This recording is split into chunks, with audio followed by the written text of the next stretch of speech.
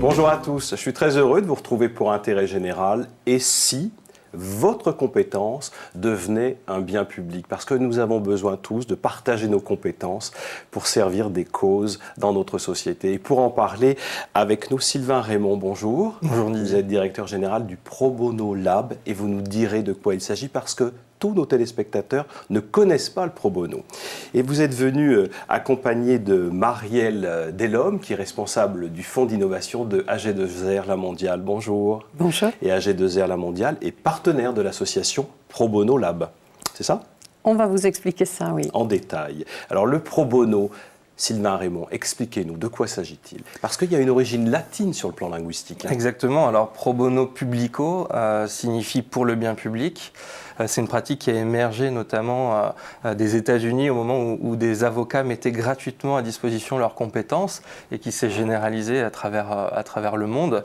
Alors, Pro Bono Lab en France, c'est le spécialiste de l'engagement par le partage de compétences qui regroupe les dispositifs de mécénat et bénévolat de compétences avec cette ambition que toute structure à finalité sociale, toute association ait accès aux compétences dont elle a besoin pour se développer durablement. Alors l'enjeu est de taille, faire de toute compétence un bien public, c'est le slogan de votre campagne. D'ailleurs, on verra le spot au cours de l'émission, pour que chaque grande cause sociétale ait accès aux compétences dont elle a besoin. Mais toute compétence est bienvenue. Je suis ébéniste, je suis ingénieur d'affaires, je suis comptable, je peux partager ma compétence avec une association. Exactement. L'idée, et ce que porte Pro Bono Lab avec cette campagne « Toute compétence est un bien public », c'est de se dire que la compétence, elle est partout et qu'elle appartient à tout le monde, qu'on doit, nous, en tant qu'opérateurs du Pro Bono, aller la chercher là où elle se trouve. C'est vrai dans les entreprises, c'est vrai auprès des demandeurs d'emploi, des migrants, des étudiants, des personnes détenues. On a des programmes d'intérêt général sur ces cibles-là pour les restituer justement à des acteurs à finalité sociale et permettre de mener une logique extrêmement vertueuse pour la société dans son ensemble. Pourquoi est-ce qu'une entreprise comme AG2R La Mondiale est aux côtés de cette ambition? Et le groupe AG2R La Mondiale, c'est un grand groupe au sein duquel nous avons des institutions de retraite complémentaire qui mènent une politique d'action sociale fédérée par l'Agirc-Arrco. Et dans nos moyens d'intervention, nous avons surtout deux grandes manières d'agir, directement auprès des personnes les plus fragiles ou indirectement en soutenant des partenaires associatifs. Alors on en vient du coup à un partenariat qui nous a intéressés avec Pro Bono Lab, parce que pour le coup c'est même encore plus indirect, mais ils peuvent vraiment, nous semble-t-il, on en est convaincus, être utiles à nos partenaires associatifs qui recherchent des compétences. À vos partenaires associatifs et peut-être même à une forme de culture interne nouvelle chez AG2R La Mondiale. Peut-être que vos collaborateurs, et vous êtes nombreux, peuvent aussi être sensibilisés à partager des compétences. Vous êtes combien à AG2R La Mondiale? Aujourd'hui 11 000. 11 000 personnes qui peuvent donner leurs compétences. Exactement, en théorie. Donc, en théorie. Il y a en effet la possibilité pour les grandes entreprises. Alors aujourd'hui, chez AG2R, c'est encore au niveau des tests, l'essai, on n'a que quelques mécénats de compétences. Mais pourquoi pas, on est en route, en tout cas, sur ce chemin-là. En tout cas, c'est une belle perspective. Voilà, on a démarré pour le bénéfice de nos partenaires associatifs, en tout cas. Et les besoins sont importants, puisque pour les associations, 84% d'entre elles déclarent avoir besoin de compétences. Comment faire face à une telle attente de compétences? Alors, il faut comprendre que le partage de compétences, le pro bono, c'est finalement une pratique qui est ancrée en chacun d'entre nous. Ce même panorama du pro bono qu'on édite tous les 2 ans et là, qui ressortira en début d'année 2019 nous indique que 69% des Français pratiquent le pro bono sans le savoir. C'est-à-dire qu'on a tous et toutes pu à un moment conseiller une association, leur apporter des conseils sur une stratégie de communication ou même une communication très opérationnelle, des conseils juridiques, des conseils en termes de gouvernance. Les besoins, en effet, ils sont partout.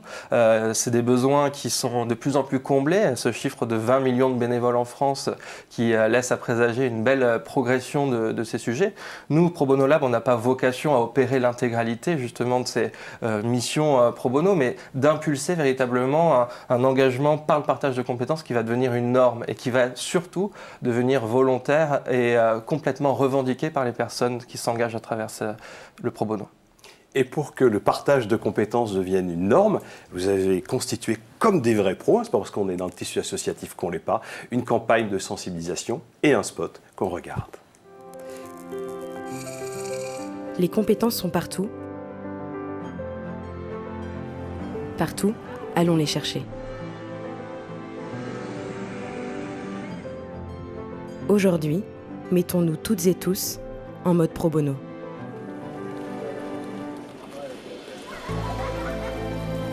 Ensemble, offrons à chaque grande cause toutes nos compétences.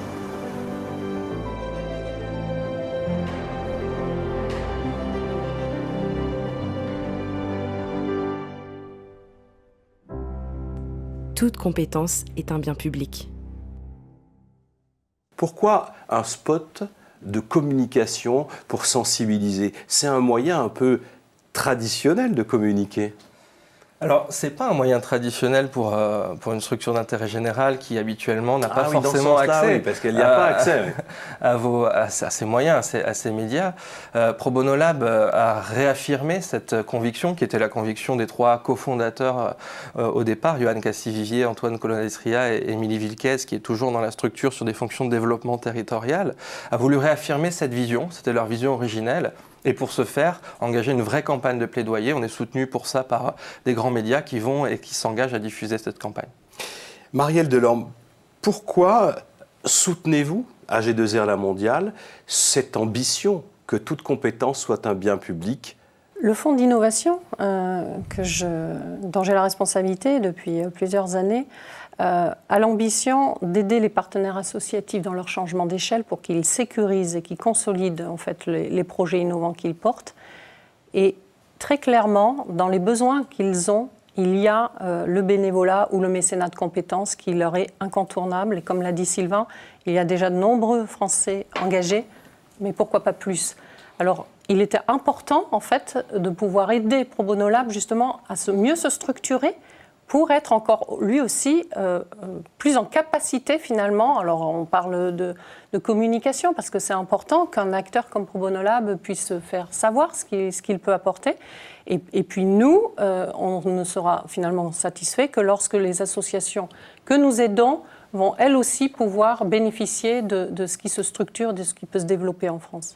Et à l'inverse, Sylvain Raymond, pourquoi c'est important qu'un gros groupe très légitime comme AG2R La Mondiale, soit aux côtés du Pro Bono Lab?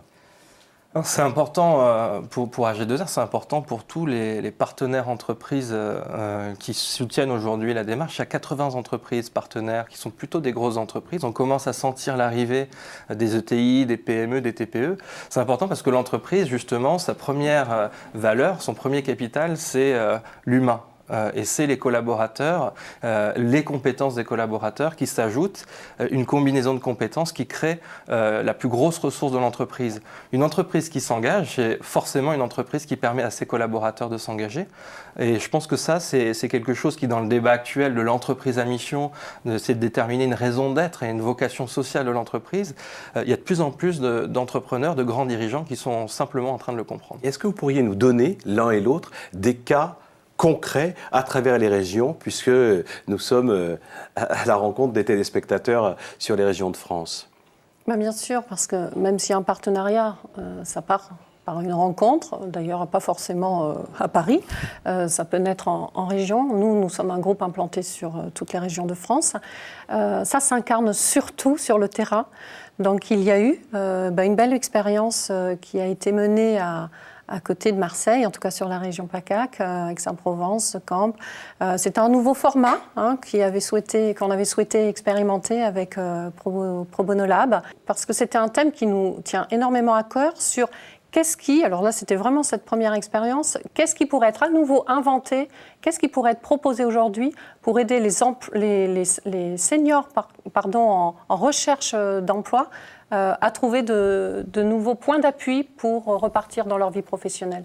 Sylvain Raymond, peut-être un autre exemple sur une autre région, un autre territoire? Alors, nous, on est convaincus, et c'est pour ça que le Lab est implanté quasiment partout en France aujourd'hui, que le mécénat, l'engagement par le partage de compétences, son lieu d'être, sa raison d'être, l'échelle des territoires, il y a plusieurs expérimentations, souvent d'ailleurs avec AG2R. C'est le cas donc de Marseille et le fait de réenchanter l'emploi des seniors. C'est aussi le cas à Lyon, une opération qui vient juste de passer, qui est la fameuse Pro Bono Factory, qui est sur le bien manger, bien vieillir, qui est aussi l'une des vocations d'un certain nombre de partenaires, d'essayer de regrouper des acteurs de culture très différentes, de confronter des regards sur ces grandes thématiques qui sont des sujets territoriaux extrêmement forts. Puis ça sera le cas le 15 novembre prochain, les 14 et 15 novembre prochains, lors de la Pro Bono Factory des entreprises de la défense, où 20 entreprises de la défense vont réunir 250 collaborateurs au service de la professionnalisation d'associations de l'écosystème territorial. Et puis ça se passe aussi à Nice avec de l'engagement citoyen,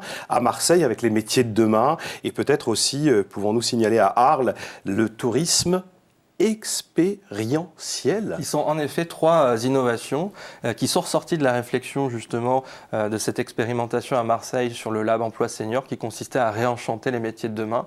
Et c'est des développements de solutions extrêmement concrètes qui ressortent justement de cette expérience-là. Alors pour terminer, n'oublions pas le Nord. Nord, bien sûr. Je voudrais citer les Hauts-de-France parce que nous avons un gros programme qui s'appelle Pénatécité, dans lequel en fait on a fait finalement le lien aussi avec l'antenne qui va être créée par Pro Bono Lab sur la région parce qu'il y a vraiment besoin de croiser nos intérêts dans nos projets respectifs. Pour que dans le Nord aussi, il y ait un partage de compétences vers les associations. Pour terminer, est-ce que vous avez un indicateur d'impact à nous donner? Est-ce qu'il y a des mesures qui sont faites déjà qui nous permettent de dire ça marche comme ci, comme ça marche pas? Des chiffres, non, parce que c'est en construction. On sait que la mesure de l'impact social, ça c'est un sacré challenge et qu'il faut démarrer. C'est démarrer, ça fait partie dans des leviers de notre partenariat, mais on espère bien pouvoir vous en fournir très bientôt. Sylvain Raymond, sur l'impact. Je pense qu'il y a un chiffre qui est essentiel sur les missions qu'on a pu opérer, c'est le 98% des structures accompagnées qui déclarent que ces missions pro bono ont structuré durablement l'association et l'ont aidé à se développer. Et puis un chiffre très important pour nous aussi, c'est les 78% de collaborateurs des entreprises qui s'engagent, qui considèrent développer de nouvelles compétences. Parmi elles, les fameuses soft skills, créativité, empathie, résolution de problèmes complexes. On voit que justement le pro bono est une solution pour cela. Marielle Delhomme, est-ce que vous soutiendrez le Pro Bono Lab dans son développement à travers les régions de France, à travers les territoires en 2019 ?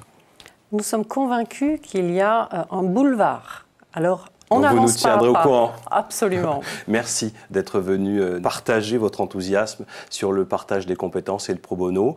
Et puis on ne manque pas l'occasion de faire un petit peu de pub.